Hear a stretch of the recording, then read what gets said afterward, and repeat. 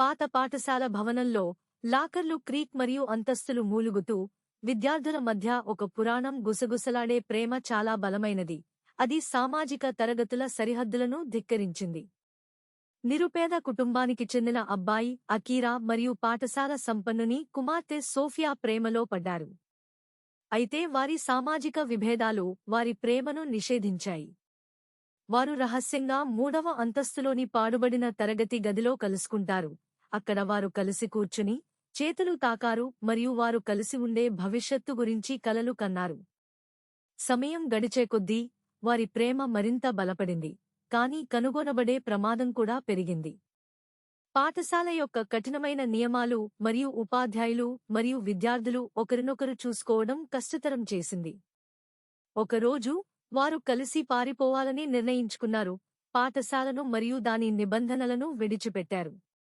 వారు అర్ధరాత్రి పాఠశాల ఆవరణలోని పాత ఓక్ చెట్టు వద్ద కలవడానికి ప్రణాళికలు వేసుకున్నారు. అక్కడ వారు రాత్రికి తప్పించుకుని స్వేచ్ఛగా కలిసి ఉంటారు.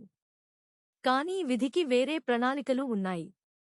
వారు పారిపోవాల్సిన రాత్రి సోఫియా తండ్రి వారి ప్రణాళికను కనుగొన్నాడు. కోపంతో అతను అకీరాను మళ్లీ చూడకుండా సోఫియాను నిషేధించాడు. ఆమె అవిధేయత చూపితే అకీరా భవిష్యత్తును నాశనం చేస్తారని బెదిరించాడు.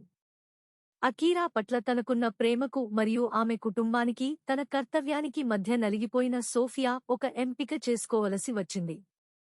కాబట్టి ఆమె అంతిమ త్యాగం చేసింది. అది వారి జీవిత గమనాన్ని శాశ్వతంగా మార్చేస్తుంది. మరుసటి రోజు ఉదయం అకిరా సోఫియా నుండి ఒక గమనికను అందుకుంది. ఆమె అతనిని మళ్లీ చూడలేనని మరియు అతను ఆ పదాలను చదువుతున్నప్పుడు పాఠశాల గంట మోగింది, మరొక రోజు ప్రారంభాన్ని సూచిస్తుంది, మరియు అకీరా హృదయం మంచుగా మారింది. ఆపై అతను తన స్వరాన్ని విన్నాడు. ఇప్పుడు అపరిచితుడు నీడల నుండి అతనికి గుసగుసలాడాడు. నేను ఈ హాల్ని వెంటాడుతున్నాను.